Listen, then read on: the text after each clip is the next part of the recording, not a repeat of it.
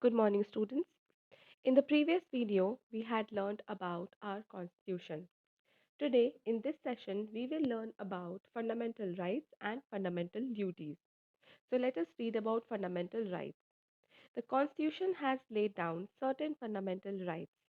These enable a citizen to live a better life. If anyone feels that his or her fundamental rights have been denied, he or she can approach a court of law. So children, first of all, what is constitution? So constitution is a set of rules based on which the government would run. Now children, our constitution has laid down some fundamental rights for us. There are six fundamental rights given to us by our constitution, and these rights help us to lead a better life. Now, these rights are given to every citizen of India, and if anyone feels that his or her fundamental rights have been denied, then they can even go to the court of law. So, children, the six fundamental rights given to us by the Constitution are right to equality, right to freedom, right against exploitation, right to freedom of religion, cultural and educational rights, and right to constitutional remedies. Now let us read about all the rights one by one. First is right to equality. So children, according to this right, every citizen of India is equal before the law. There will be no difference on the basis of religion, caste, race or gender. So सभी समान है, सभी एक समान है. That is right to equality. Next is right to freedom. So according to this right, we are free to speak and express our emotions without any fear. So we have the freedom to speak anything that we like without any fear. Also, we can choose any profession that we want to, and we can live and travel anywhere in the country. So, this is right to freedom. Second is right against exploitation. So, children, according to this right, nobody can ill treat or make us do any sort of work without paying for it. Also, no child below the age of 14 can do any kind of labor work. So, this is right against exploitation. Fourth is right to freedom of religion. So, children, according to this right, as we have read in our last video, India is a secular country. It has no official religion.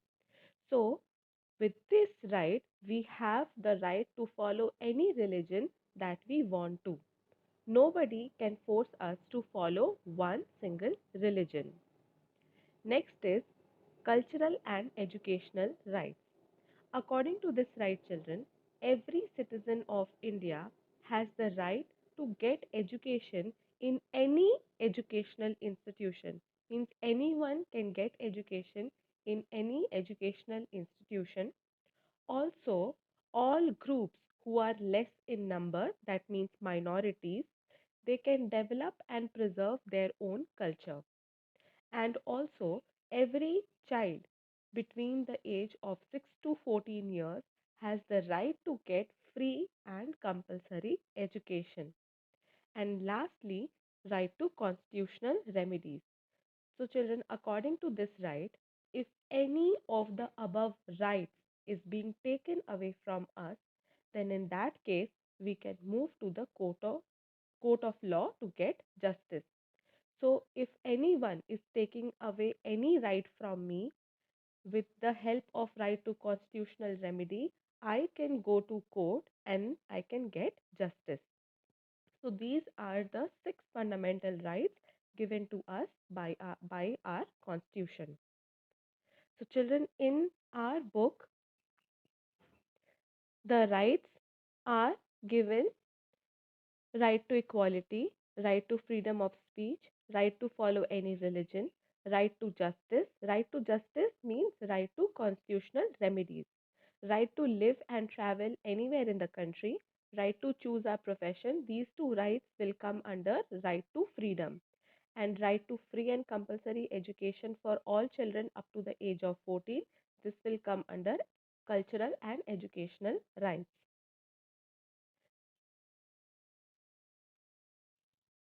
Now, however, these rights are not absolute, and the government may take certain measures like reserving jobs or seats in colleges for the backward and poorer section of the society for their upliftment. Now, children, these rights which are given to us, they are not absolute.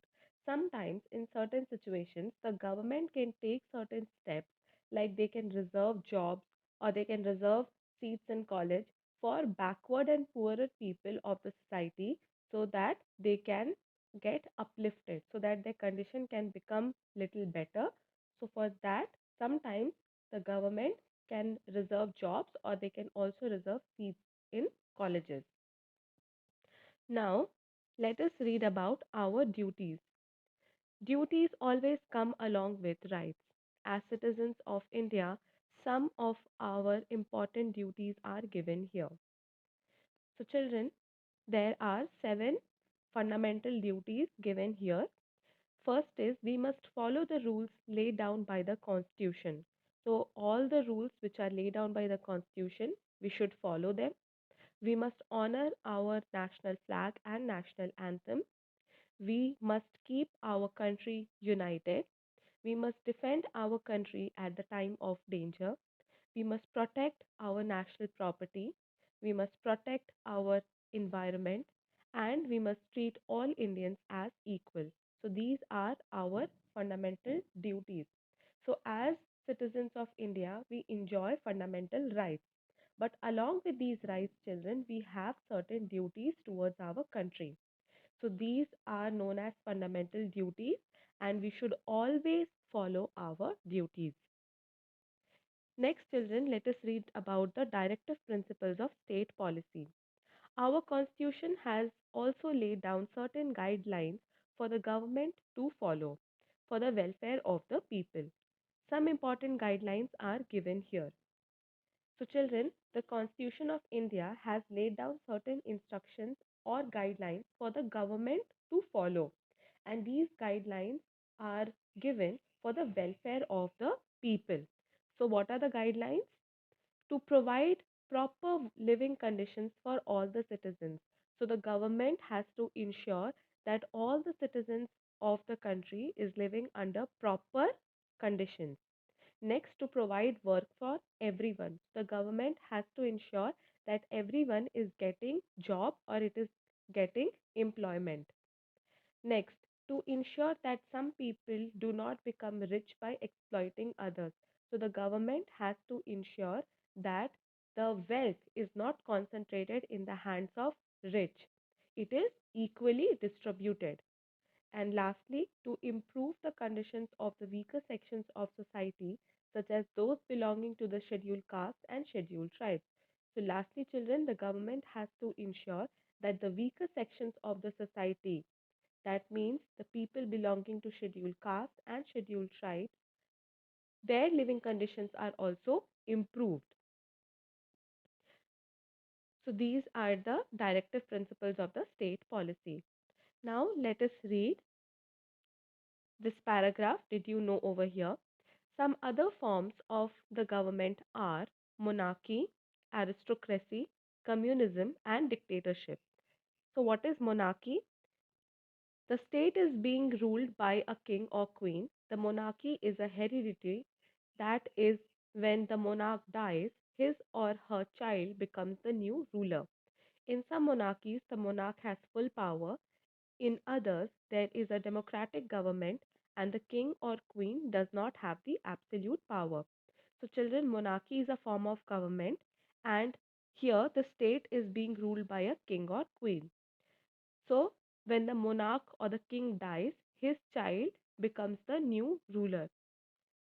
And in some monarchies, the monarch has full power, but in some, there is a democratic government also, and the king and queen does not have the absolute or the total power. Next is aristocracy. So, an aristocracy is a form of government that is ruled by the aristocrats. And what are aristocrats? Aristocrats are typically wealthy and educated people. So, aristocrats are wealthy and educated people. And when a state is ruled by aristocrats, this form of government is known as aristocracy. Next is communism. So, in communism form of government, all property is owned by the government. The state provides its people with healthcare, education, and welfare. All people are seen as equal by this government. And lastly, children, we have dictatorship. So, dictatorship is a form of government in which the state is ruled by a single leader who has absolute power. So, that single leader has got the total power and he rules the state. So, children, these are some other forms of government, and you have to learn about these forms of government also. So, children, with this, we have come to an end of today's session.